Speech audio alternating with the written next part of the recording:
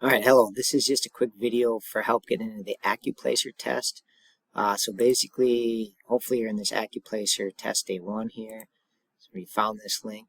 And then just open up the Accuplacer link here. Take you in.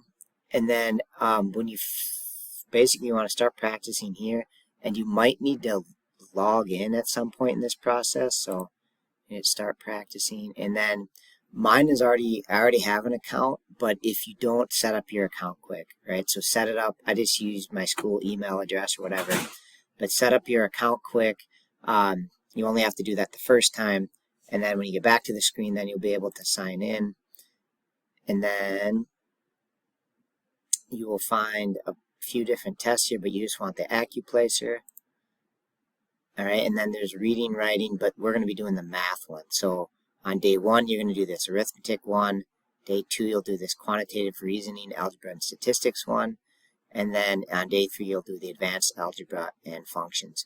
Just one quick note, I think you can use a calculator on most of this, but you know, if it doesn't have a calculator icon, then try to do it without one, right? And I would choose the learn as you go option, because that'll give you instant feedback as you go. So click into that and then just get started.